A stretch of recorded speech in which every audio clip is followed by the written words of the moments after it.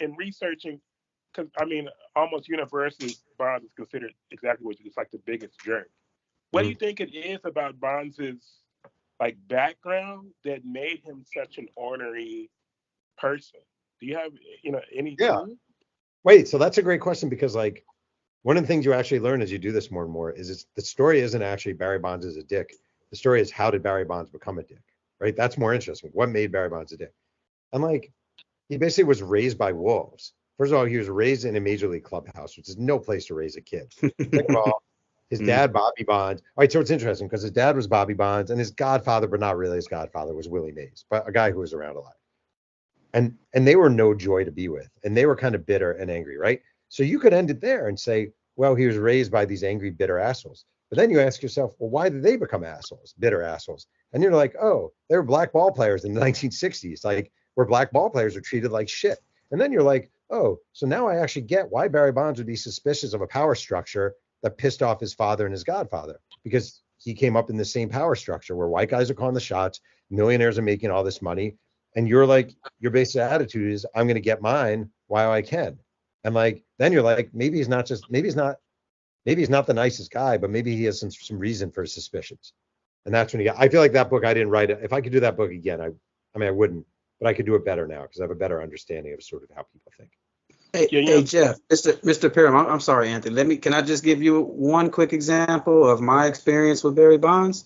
Yeah. Back in the 90s, my grandfather, we had these good season tickets behind the away bench, right, literally the front row behind the away bench. And, my favorite team was the Yankees, still is. So, of course, we went to all the Yankee games and I got to see, the stars.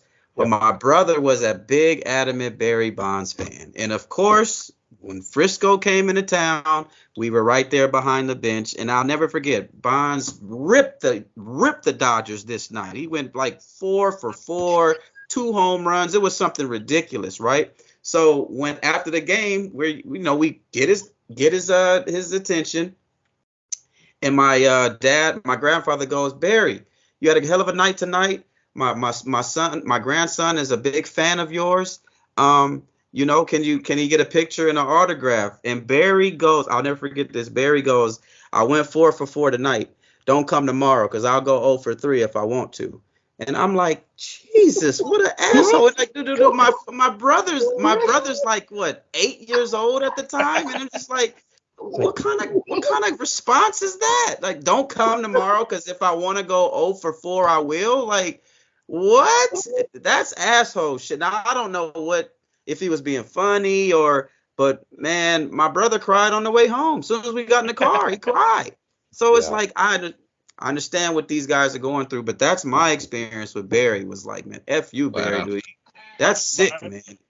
I don't, I don't like, favorite. go ahead. No, go ahead. Go ahead.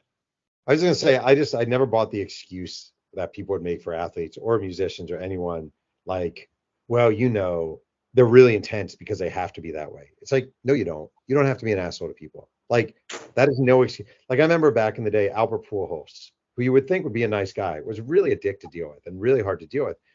And people would say, well, you got to understand, Albert, he's really intense. And it's like, that's fine.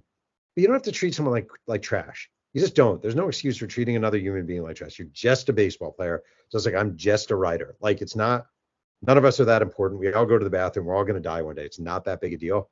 I just think, why are you here on earth? You might as well at least try to be nice to people.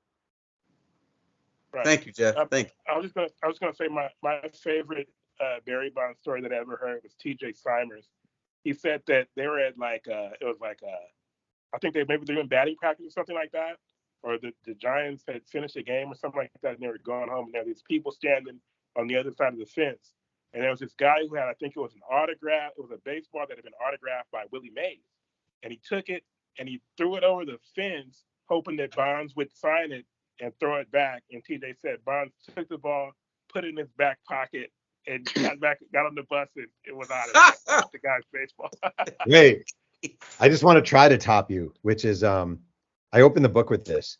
I interviewed a guy who played, Barry went to Arizona State where he was a star. And one of the pitchers at Arizona State was a guy named Jose Rodiles. And he was teammates with Bonds.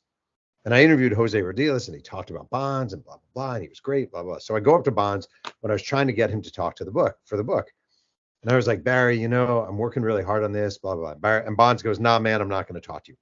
And he's walking away. And I go, hey, just so you know, I talked to Jose Rodiles.